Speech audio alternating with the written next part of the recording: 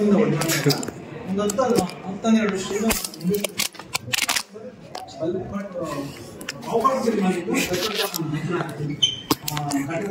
ಒಂದು ಆಗ್ತೀವಿ ಒಳ್ಳೆ ಒಡನಾಟ ನಿರ್ದೇಶಕರೇ ಅಂತಲೇ ಗೌರವ ಕೊಟ್ಟು ಮಾತಾಡಿಸುವಂತ ಎಲ್ಲೇ ಇದ್ರೂ ಸುದ್ದ ಮದನ ಅವರು ಯಾವತ್ತೂ ಹೆಸರು ಕರೆಯಲ್ಲ. ಯಾರೇ ನಿರ್ದೇಶಕರು ಅಂತಾನೆ ಕರೀತಾರೆ. ನೀವೇ ಒಂದು ಮಾತು ಹೇಳಿದ್ರಿ, ಆಪಾದನೆ ಅಷ್ಟೇ, ಅವರು ಇನ್ನೂ ಆರೋಪಿ ಅಷ್ಟೇ, ಅಪರಾಧಿ ಅಲ್ಲ. ದರ್ಶನ್ ಸರ್ ಜೈಲಿದ್ದಾರೆ. ಸೊ ಯಾರ್ಯಾದ್ರೂ ಅಷ್ಟೇ, ನೀವು ಯಾರು ಅಲ್ಲೇನು ನಡೆದಿದೆ ಅಂತ ನನಗೂ ಗೊತ್ತಿಲ್ಲ, ನಿಮಗೂ ಗೊತ್ತಿಲ್ಲ. ಅದಕ್ಕೆ ಅಂತ ತುಂಬಾ ವರ್ಷಗಳು ಓದಿ ಲಾಯರ್ಗಳಾಗಿದ್ದಾರೆ, ಜಡ್ಜ್ಗಳಾಗಿದ್ದಾರೆ, ಅವರು ತೀರ್ಮಾನ ತಗೋತಾರೆ.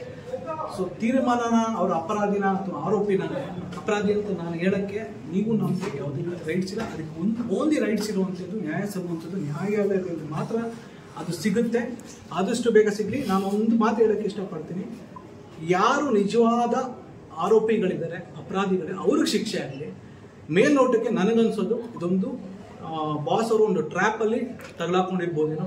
ಸೊ ಆದಷ್ಟು ಬೇಗ ಅವ್ರು ಹೊರಗಡೆ ಬರಲಿ. ಒಂದು ಮಾತು ಹೇಳ್ತೀನಿ, ಬಾಸ್ ಜೈಲಲ್ಲಿದ್ರೂ ಹವಾ ನಡೀತಾ ಇದೆ, ಹೊರಗಡೆ ಬಂದರೂ ಹವಾ ನಡೆಯುತ್ತೆ. ಅವ್ರ ಇಂಡಸ್ಟ್ರಿಯ ದರ್ಶನ್ ಸರ್ ಅವರು ಮೆರು ನಟ, ಅವ್ರ ಇಂಡಸ್ಟ್ರಿಗೆ ಒಂದು ತೂಕ.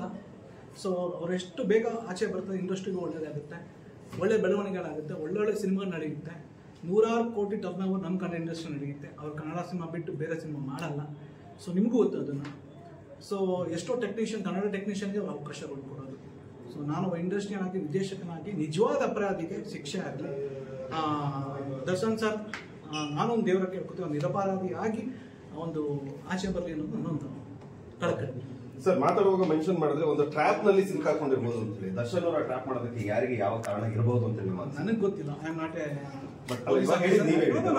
ನಾನು ಹೇಳ್ತಾ ಇರ್ಬೋದೇನು ಟ್ರ್ಯಾಪಸ್. ಯಾಕೆ ನಾನು ನೋಡ್ದಂಗೆ, ಮೇಲ್ನೋಟ ನಾನು ನೋಡ್ದೆ, ನಾನೇನು ಇನ್ಸ್ಪೆಕ್ಟರ್ ಅಲ್ಲ ಅಥವಾ ಲಾಯರ್ ಅಲ್ಲ, ಓಕೆನಾ, ನೀವು ಅಲ್ಲ. ನನ್ನ ಅಭಿಪ್ರಾಯ ಟ್ರ್ಯಾಪಸ್ ಹಾಕೊಂಡಿರ್ಬೋದೇನೋ. ನಿಜವಾದ ಅಪರಾಧಿಗಳಿಗೆ ಅವರು ಶಿಕ್ಷೆ ಆಗಲಿ, ಓಕೆನಾ, ಯಾರೇ ಆಗಲಿ ನಿಜವಾದ ಅಪರಾಧಿಗಳಿಗೆ ಶಿಕ್ಷೆ ಆಗಬೇಕು ಅನ್ನೋದು ನನ್ನೊಂದು ಇದು ಒಂದು ಅನಿಸಿಕೆ. ಮದಗಜ ಮಹೇಶ್ ಅವರು ಕನ್ನಡ ಚಿತ್ರರಂಗದಲ್ಲಿ ಒಬ್ಬ ನಿರ್ದೇಶಕರಾಗಿ ಗುರುತಿಸಿಕೊಂಡವರು.